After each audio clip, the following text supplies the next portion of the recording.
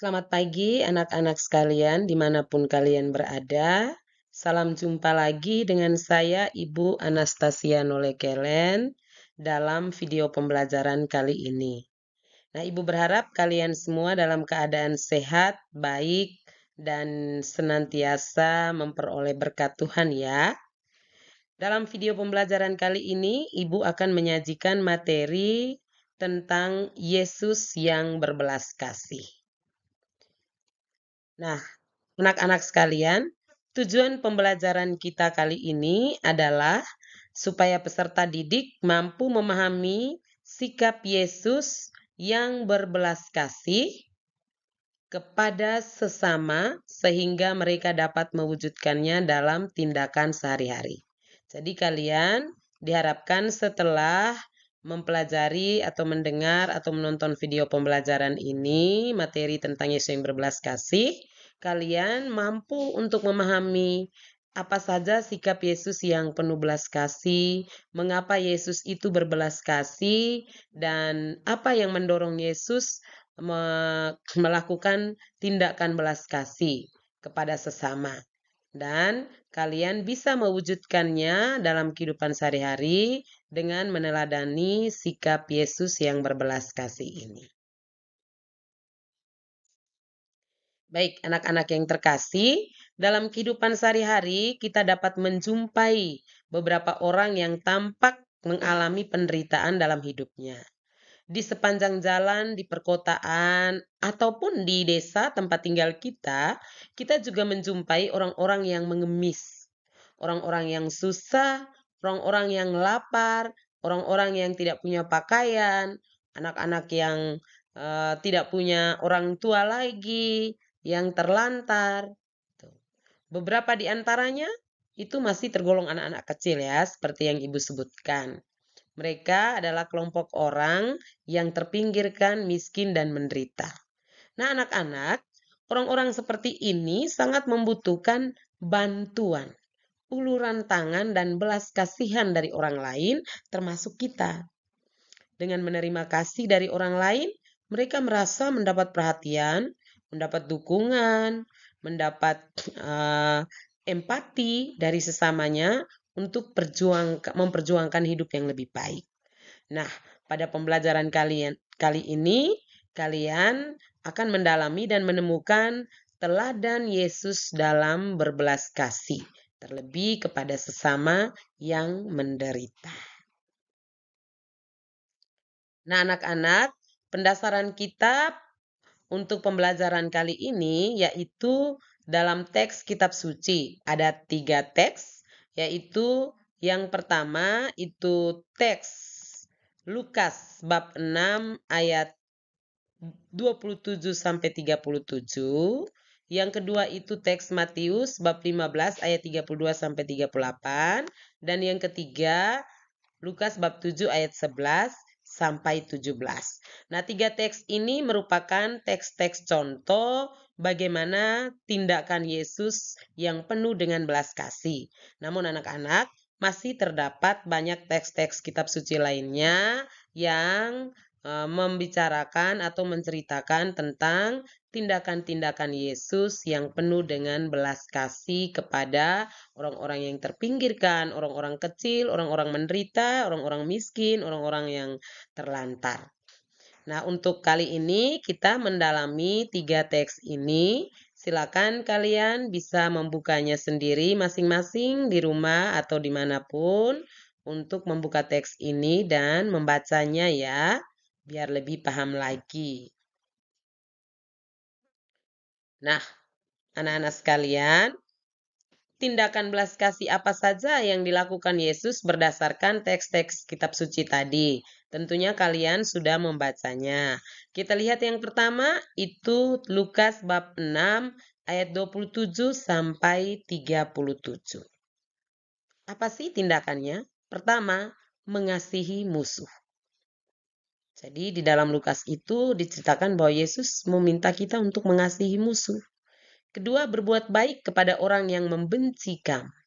Susah ya kalau kita mau berbuat baik pada orang yang membenci kita, tetapi justru itu Yesus meminta kita Yesus bahkan melakukannya, dia mendoakan musuh-musuhnya dari atas kayu salib.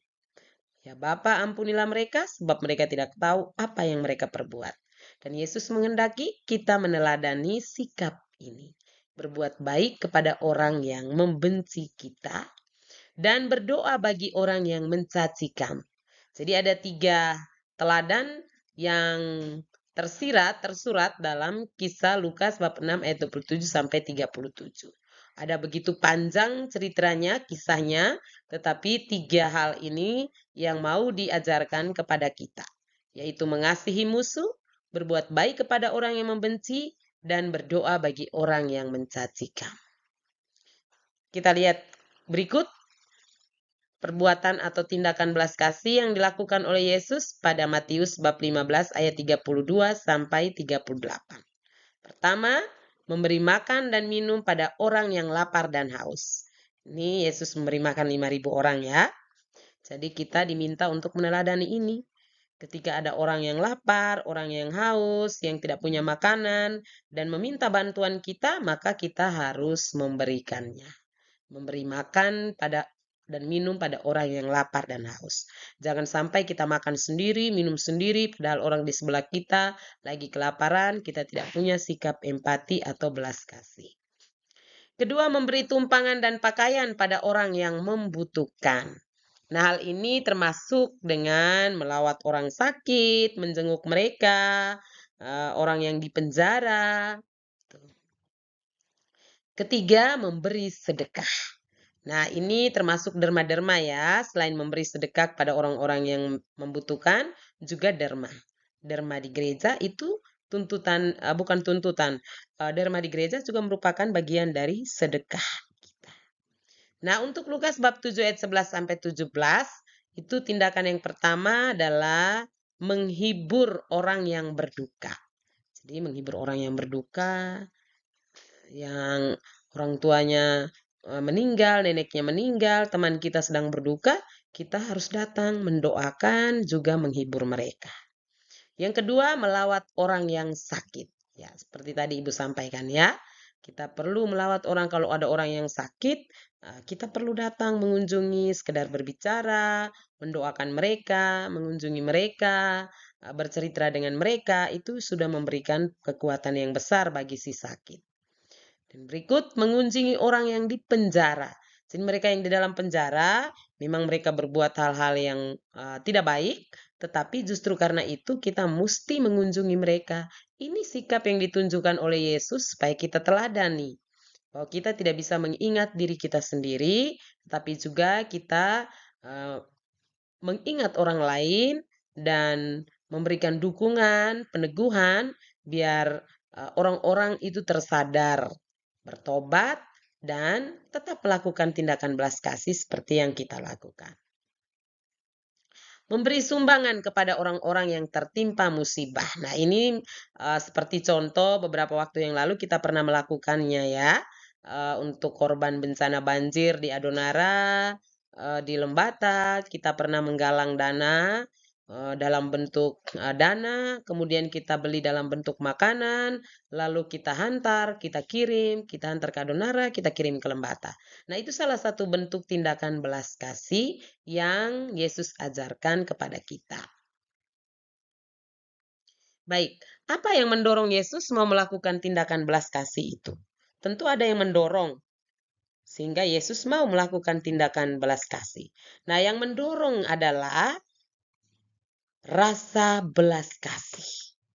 Rasa belas kasih, peduli, iba, dan bela rasa. Kita baca dalam kitab suci, dalam teks kitab suci, itu tergerak hatinya oleh belas kasihan. Nah, karena tergerak oleh belas kasihan inilah yang mendorong Yesus untuk melakukan tindakan belas kasih. Nah, kita juga diharapkan demikian ya. Hatinya tergerak oleh belas kasihan ketika melihat orang-orang yang menderita sengsara dan melakukan banyak hal yang membahagiakan orang miskin dan menderita. Jadi, dia ingin melakukan sebanyak hal untuk membahagiakan orang miskin dan menderita. Seperti contoh yang paling nyata kita sering nonton, sering dengar, sering baca itu Mother Teresa. Nah, ini Mother Teresa ini secara totalitas ya meneladani belas kasihnya Yesus. Mother Teresa ini merawat orang-orang kusta ya, orang-orang yang terbuang, yang dianggap berdosa besar, yang terluka parah, bau, busuk, kotor. Namun justru dengan ini Mother Teresa mengulurkan tangannya untuk membantu mereka. Hal ini jarang loh dilakukan oleh orang-orang, tetapi kita dengan pembelajaran kali ini, dengan materi Yesus yang berbelas kasih, kita diharapkan untuk bisa meneladani sikap Yesus ini seperti Mother Teresa. Sikap apa yang perlu kita miliki supaya bisa melaksanakan kasih yang dikehendaki oleh Yesus? Kasih yang dikehendaki oleh Yesus itu tadi ya, yang dikehendaki oleh Yesus ada beberapa dari tiga teks kitab suci tadi. Nah, sikap yang pertama adalah rendah hati. Hanya orang yang rendah hati yang mampu mengasihi musuh, mampu mendoakan orang yang mencaci maki, mampu berbuat baik kepada orang yang membencinya. Hanya orang rendah hati. Rendah hati bukan berarti rendah diri ya. Rendah hati artinya mampu menerima segalanya dengan ikhlas hati, mampu memaafkan, tidak mendendam, sehingga ya hidupnya santai saja, senang, bahagia, tidak ada rasa eh, kecewa atau rasa marah dalam hatinya yang membuat hidupnya menjadi terpuruk. Sikap kedua adalah belas kasih. Nah, orang kalau tidak punya rasa belas kasih, dia tidak bisa melakukan tindakan kasih. Dan sikap yang ketiga adalah peduli. Peduli merupakan hal yang paling penting dalam hidup kita. Kalau kita peduli dengan orang lain, berarti kita bisa melakukan tindakan belas kasih. Tapi kalau kita acuh, kita kamu-kamu, saya, maka berarti tidak bisa melakukan tindakan belas kasih. Sikap yang berikut adalah bela rasa. Berarti merasakan apa yang dirasakan oleh orang lain. Ketika orang lain menderita, kita juga ikut menderita. Bukan berarti kita juga turut menderita-menderita, merasakan apa yang dirasakannya, sehingga kita mampu untuk memberikan bantuan kepadanya. Nah, rasa peduli kepada sesama atau berbelas kasih bukan terutama terletak pada besar kecilnya bantuan. Namun yang penting adalah sikap bela rasa, yaitu sikap turut merasakan penderitaan orang lain sebagai penderitaannya sendiri. Jadi anak-anak, kalau ada temanmu yang meminta bantuan, kalau misalnya ibu sering mengatakan, kita memiliki uang 100.000, kita berikan kepada orang yang tidak membutuhkannya pada saat itu tidak berarti apa-apa baginya. Tetapi jika kita memiliki uang 500 rupiah, tetapi orang itu sangat membutuhkan dan kita memberikan kepadanya, itu sungguh besar artinya bagi dia. Nah, inilah yang ibu tekankan bahwa rasa peduli kepada sama itu tidak terletak pada besar kecilnya bantuan, tapi terletak pada sikap bela rasa, merasakan penderitaannya. Nah, anak-anak, ini ada 7 aksi kasih jasmani ya yang ibu bisa ibu cari, ibu download dan ternyata ini pas untuk ibu sampaikan sejalan dengan materi kita.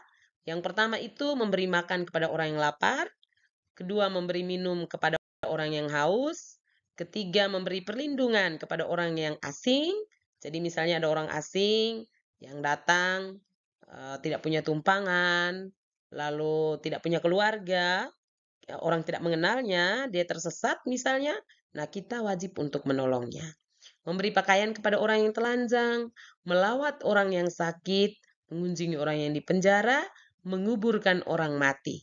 Nah, yang ketujuh ini anak-anak jarang ya, jarang ibu melihat kalian melakukannya. Jadi, ternyata tindakan belas kasih itu tidak hanya yang untuk orang hidup, tapi juga untuk orang mati. Dengan datang menguburkan orang mati, kita sudah memberikan doa, memberikan penghiburan iman, dan peneguhan kepada keluarga yang ditinggalkan. Nah, ini aksi nyata yang harus kamu lakukan ya anak-anak. Kalau ada kesempatan, kalau kita dalam pembelajaran tatap muka, pasti tentunya kita lakukan. Namun karena dalam video pembelajaran ini, dalam virtual, Ibu berharap kalian juga bisa melakukan aksi nyata ini secara mandiri di rumah. Itu buat apa, untuk siapa, kapan, di mana, dan bersama siapa, bagaimana. Jadi buat apa, itu tindakan kasih apa yang mau kamu lakukan. Untuk siapa, itu siapa. Tindakan kasih itu mau kamu lakukan untuk siapa. Nah, terus kapan kamu akan melakukannya. Di mana? Ya, di mana ini tergantung anak-anak ya, tergantung kalian mau melakukannya di mana, bersama siapa. Mau sendiri, mau dengan teman, boleh. Lalu bagaimana cara kamu melakukannya? Jadi kamu menuliskan cara kamu. Oh, kami mulai dari sini, dari mengumpulkan sedikit dana atau sumbangan, atau kami mau membuat minyak, atau kami mau eh, mendoakan, terserah. Ya, bagaimana caranya kalian melakukan, kalian menuliskannya. Nanti dilaporkan kepada IPA setelah menuliskannya, melakukannya, membuatnya dalam bentuk video boleh, dalam bentuk materi, dalam bentuk laporan boleh, nanti kirimkan ke Ibu.